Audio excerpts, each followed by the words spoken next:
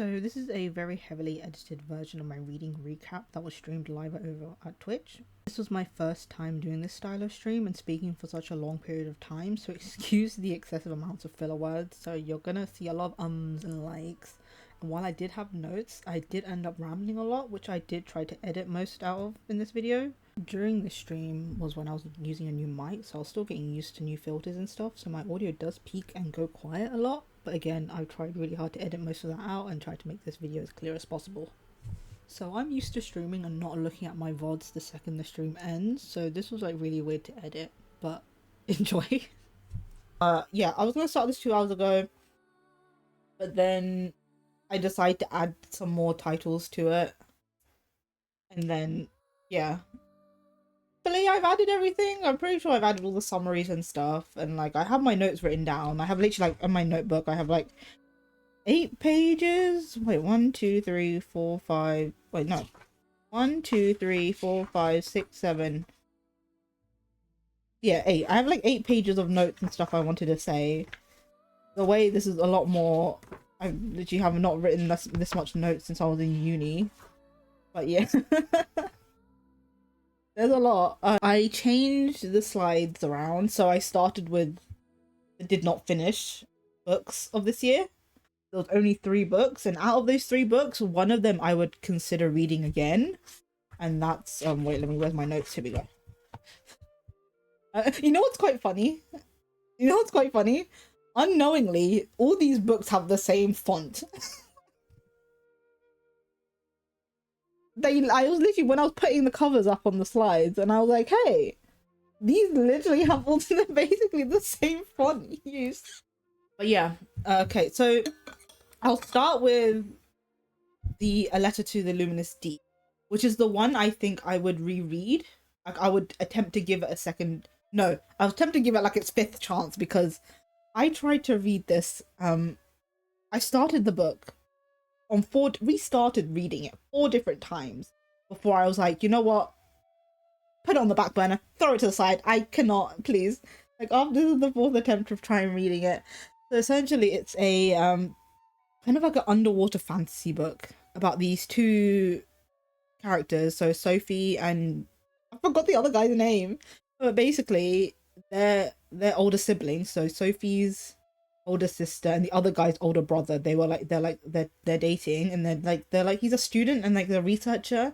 Something happens and both of them disappear. So these 2 are trying to find their siblings again.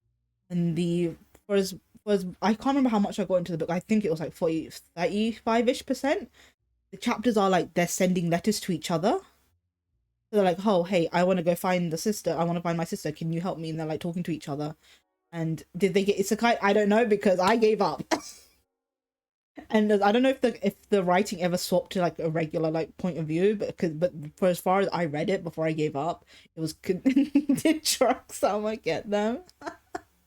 But no, it was just like they were sending letters back and forth, and I was like, oh, this is really interesting. I really like this, because like it's set in like an underworld fantasy world. And I was like, this is like everything I like.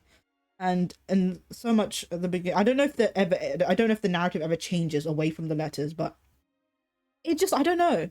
It was like really annoying, because I was like, I like this. I know I'm liking this, but why can I not read it? It was just, and for some reason I just kept forgetting everyone's names. I was so annoyed that I didn't like it. That's the part that pissed me off, because I was like, I was reading the summary for this book and I was like, wow, this book is so cool. This book is like everything I'd want. Why do I not like it? So that's the one I put on hold.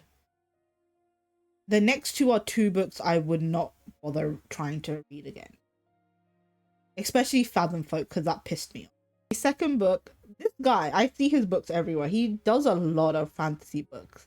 And I was always meaning to start one of his series. And I started with this one purely because I thought, oh, the plot sounds like something I would read. So it's like a weird fantasy one about a magical library that leads to like alternate dimensions. So it's about the main characters are a boy that's trapped in the library and the girl that works in the library. What do you mean?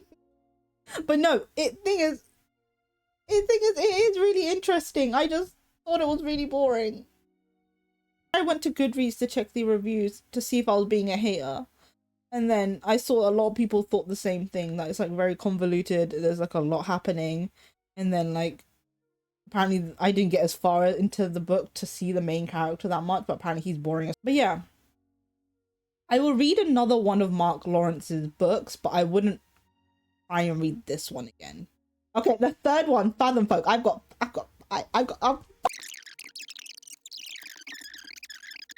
now it's webtoon and mangas.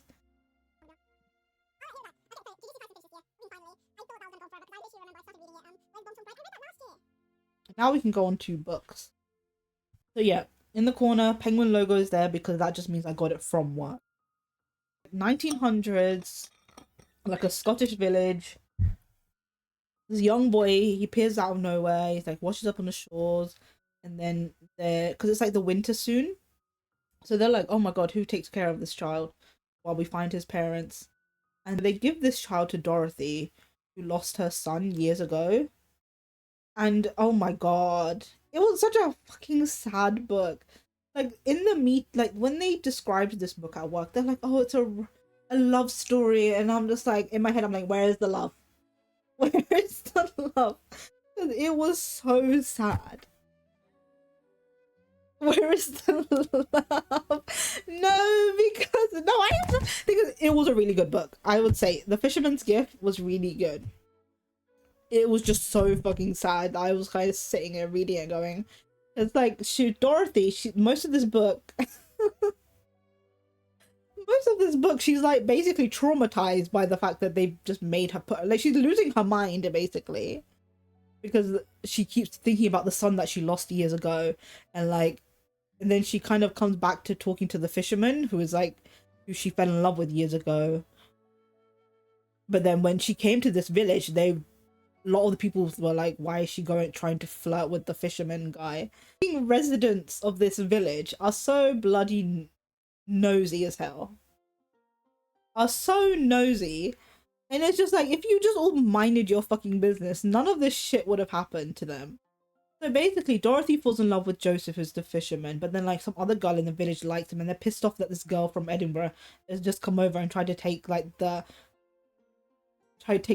only guy around.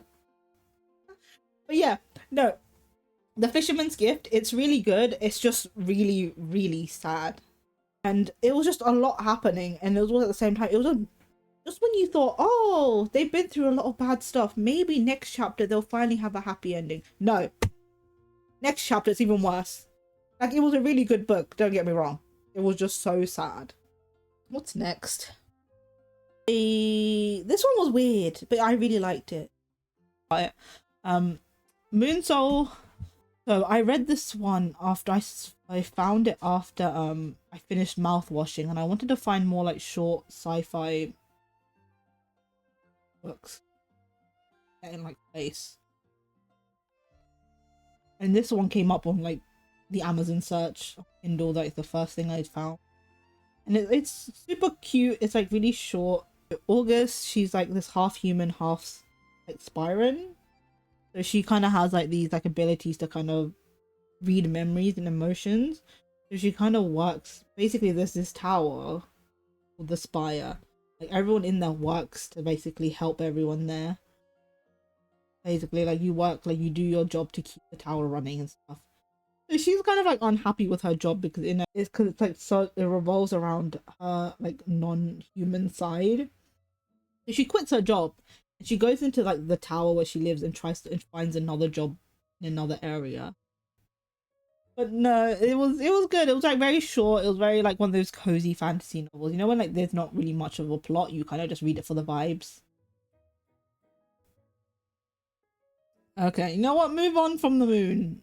We're gonna do Legends and Latte now because I read this one at the beginning of the year and then I read its prequel. So, but this one was good. I put them together because I gave them both a 4 stars, and they're like basically the same. The Legends and Latte is basically Viv, she opens up a coffee shop but no one knows what the hell coffee is. So it's like she slowly like brings in people to work with her, build up this coffee shop, and then It's kind of like a very one of those. It's one of those like cozy stories where like there's a plot, but like you're mainly there for the vibes. You're mainly there for the vibes. From people. So there's like a carpenter called Cal. The pink one, she's called Tandri. She recruits like a little ratkin called Thimble, who's a baker. And then she hires a bard as well. There's also like a beast cat that chills in there. But no, it was really good. So in the prequel, it's basically the main character again, except it's set basically. I think it's what leads to her becoming and wanting to create a coffee shop. So she kind of, when she was like a younger person, she was like a younger soldier basically, and then she gets injured, and they're like, oh, you can't come with us in our little camp, like the campaign thing. You have to stay in this village and recover. And then she meets like this, finds this bookstore, and she kind of reads. You bookmark this, you might read it if I get into reading. Yeah, what's the difference between them? So bookshops and Bone Dust is the prequel that got released afterwards, but Legends and Latte is like the first one in the series.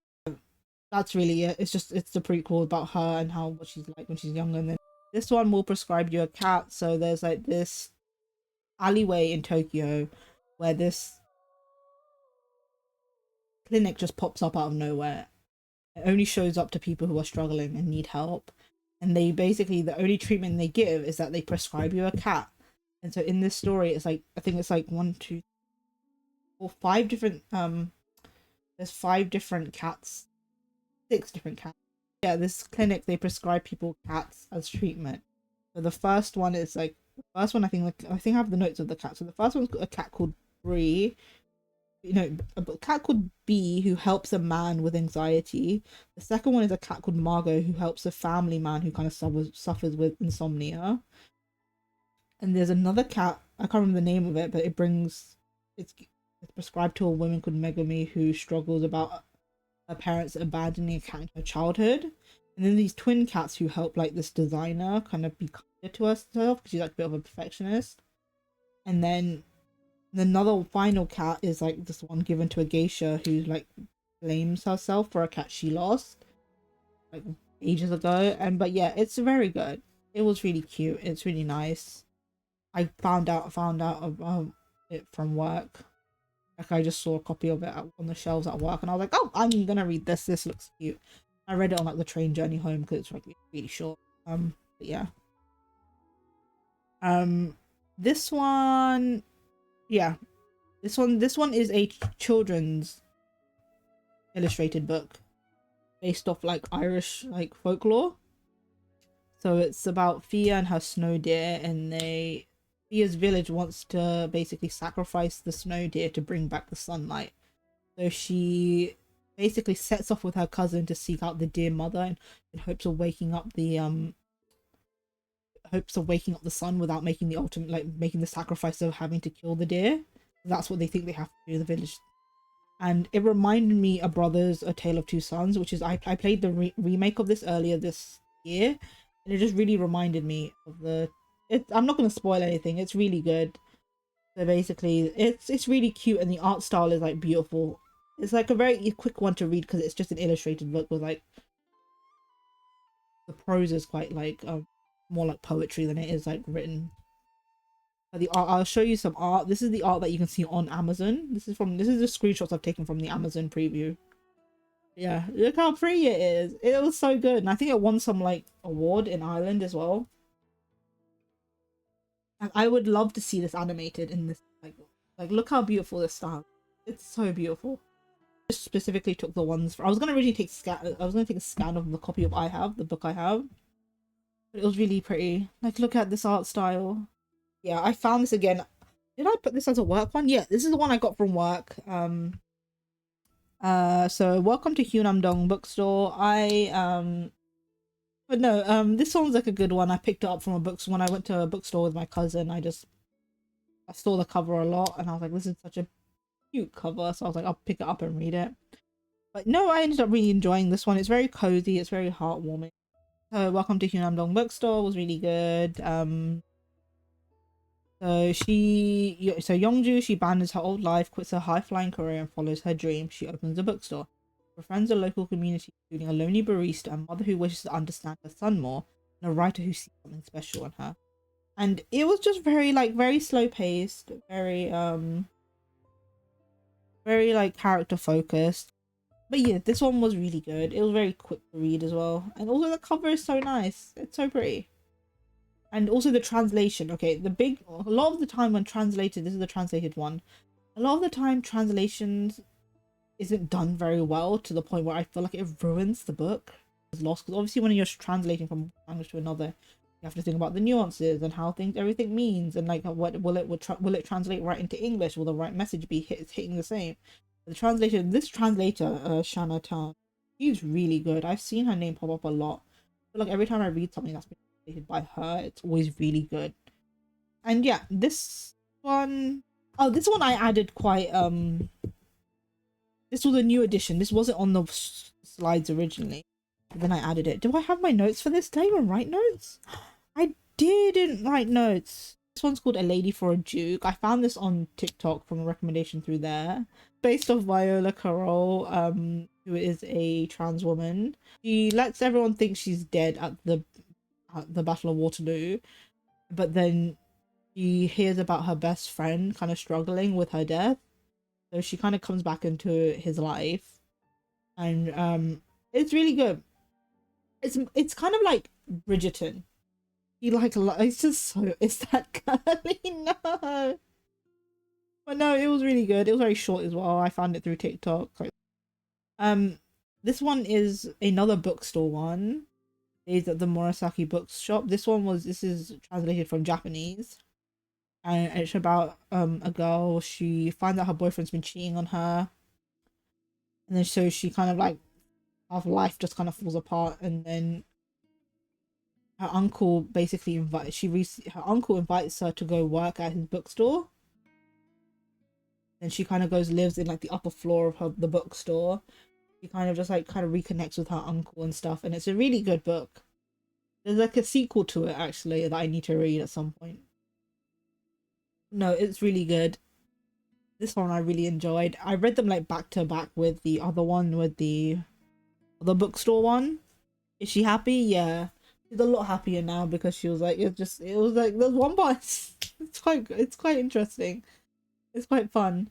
Like, it's like really can you see how she like slowly kind of gets, because originally she's like, oh, why does her uncle this bookstore still, like, why is she doing this?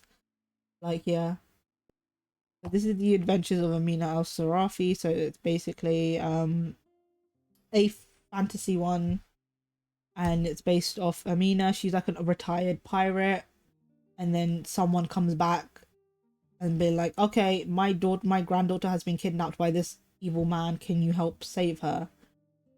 And then so she gets her old crew again, who's like an expert poisoner, her first mate, and a navigator. I know what a One Piece is. I'm reading One Piece right now.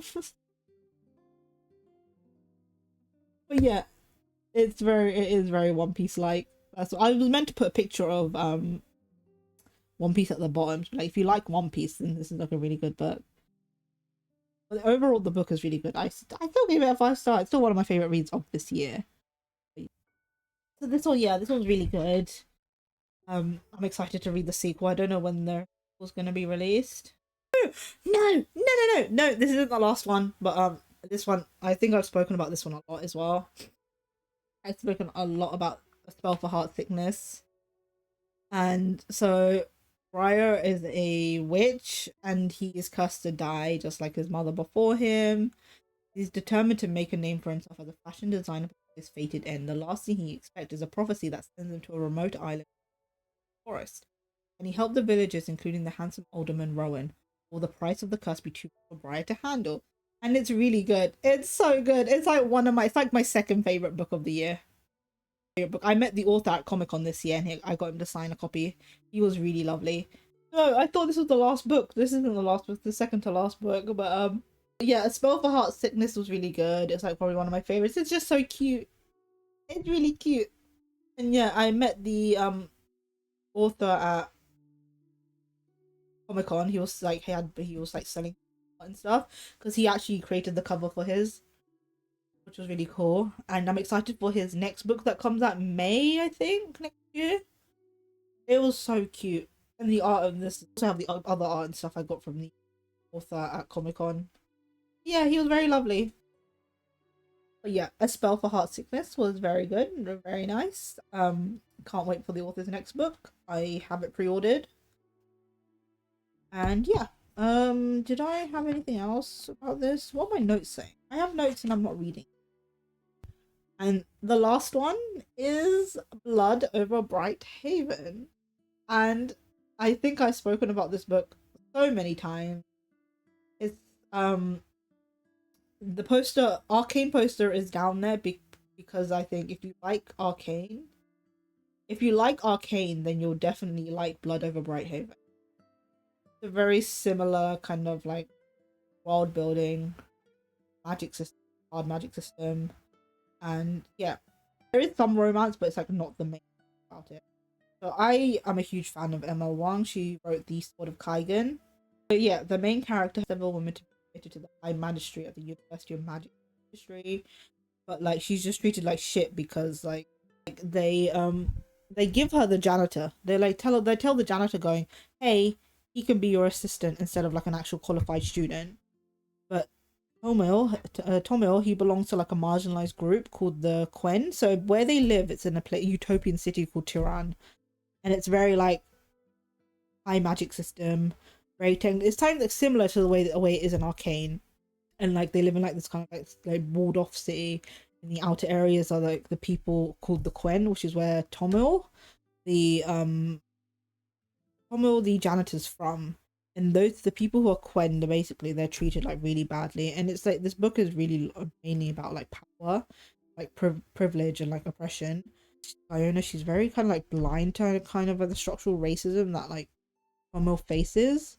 When they find out the secret of what's causing their what's powering their city, basically, she's like really annoying about it. Like that's what I really enjoyed about this book. The main character, it's like, oh my god, she's like she doesn't want to acknowledge her own privilege and the fact that she's like she doesn't want to admit to the fact that her city that she thought was a great place is actually not as great as she thought it was. And so basically the Turan, so the magic people, they kind of follow like the belief that like the truth is above all.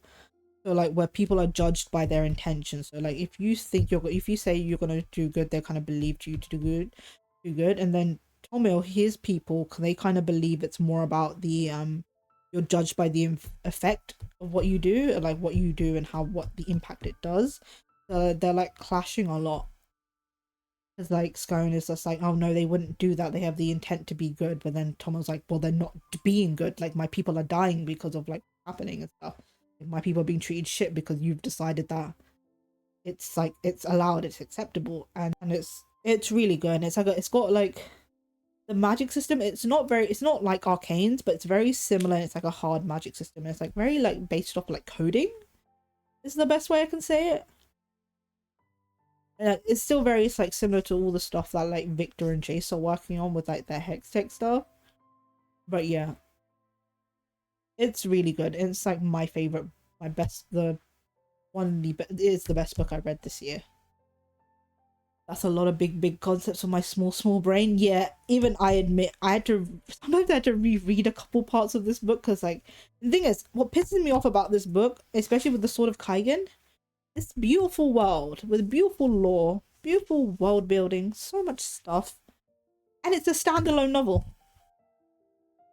Like, what do you mean you're not going to be writing anymore? You're going to sit there and introduce this entire interesting, intricate world, and that's it. And that's it. It just one and done. You're not going to continue to go back to this world. Yeah, it's my favorite book of the year. I think that's what I can say. It's the best. Like, I think ML Wang, she is truly one of the best authors. But yeah, I really liked all the books I read this year, apart from probably Fathom Folk.